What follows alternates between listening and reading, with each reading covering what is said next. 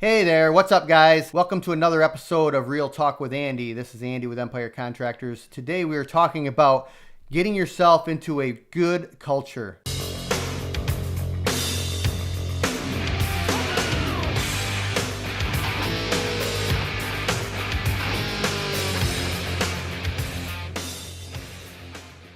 So the point today I'm making is getting yourself into a good spot or good culture.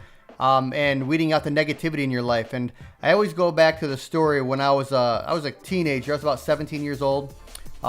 Just to give you a little background. I was raised on a apple and cherry farm when I was younger, about 500 or 600 acres of apples and cherries.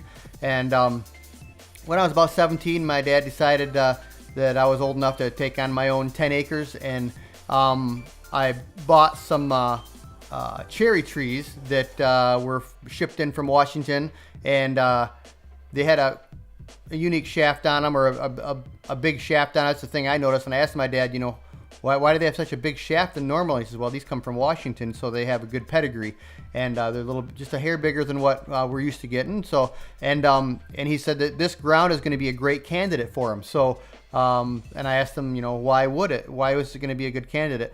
And that particular ground that we were planting those trees in was old asparagus ground. I don't know if any of you like asparagus or not, but I was growing up with eating a lot of asparagus. And I asked him, why is it such good ground? Because it's old asparagus ground. Well, he told me that, after the asparagus has been in the ground for 10 or 12, 13 years, and it's lived its life cycle, that it leaves a bunch of humus in the ground. It's a nutrient that gets put in the ground after asparagus has been in there for a while, and this humus is a nutrient that just helps trees to grow, and it helps them grow aggressively.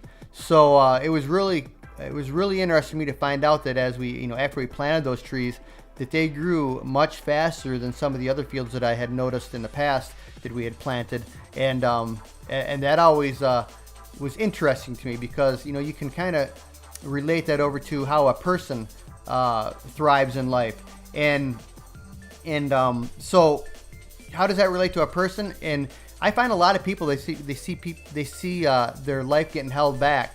I see friends, I see people that I work with, and they are surrounded by negative people.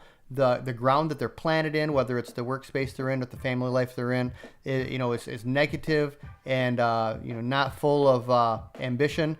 And so I want to give you 4 points today on what you can do to get out of that culture, that atmosphere. Number 1, surround yourself with good people, good, smart, ethical, intelligent, and ambitious people. Once you start hanging around more these type of people, they're going to rub off on you. Just imagine, take it to the extent, or to an exaggerated extent.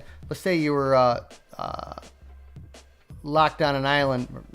Maybe you're locked up at a convention for a month with 5 or 10 millionaires, and you didn't have any access to any of your friends, relatives, or anything. You're just locked at this convention with these millionaires. After 30 days, there's going to be things that are going to rub off on you. You're going to learn some stuff. You're going to start realizing that you have possibilities and potential and all this kind of stuff. So I know that's kind of an exaggeration, but good people, positive people, ambitious people will start rubbing off on you in that capacity.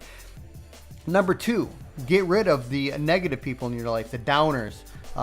And when we have all these people in our life, and it's like when you talk to them, you're like, man, I just can't wait to get out of this conversation.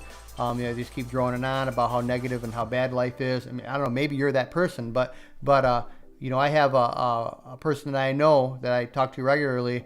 It's kind of a relative, and they have some friends, and every time they do a little project around the house, or they got to shovel some snow, or they got to do something that they need help on, they're ready to help that other person. But when it's time to reciprocate, that other person needs to help on their house, they always cancel the appointment. They don't show up. Something doesn't happen, and I constantly tell this person, why do you continue to depend on them? Why don't you get some other people plugged into your life that you can depend on? that are going to reciprocate, that will motivate you, that you can get energized from. And so points, 1 and 2, add good people to your life. Number 2, get negative people out of your life. Point number 3, get into being grounded in some good stuff, educational material, seminars, trainings, books, podcasts, whatever you can do to get some good information, and good atmospheres. That'll help you to use your positive energy to your best of your ability, but it's also going to give you some creative juices to be able to not be negative and get around those positive people. So get into a space that's positive. And then number 4, stop going to the places that are negative and places that are wasting your time. If you're spending too much time on YouTube or Netflix or other junk that's just not adding value to your life, maybe you're a sports junkie and you need to cut back on a little bit on the sports, and try to achieve what's more important in your life. So I can say that I'm not a sports junkie. Some people, they really love their sports, but there's a point in time where it consumes your life and it's not really adding value to your life. So those are 4 points that I would add to be able to get yourself into a positive atmosphere, positive culture.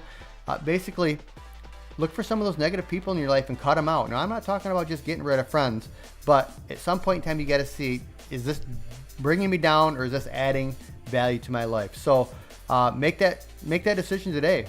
Cut some people out of your life and move forward. You're going to have some haters, but that's okay. Give yourself permission to have some haters. So I'd love to see your comments down below, and it would help us out a lot if you'd like and subscribe to our channel. And hope you guys are getting ready for spring, and looks like the spring's on its way, and we're pretty excited. We're gonna hit the gate running come March. So take it easy, guys.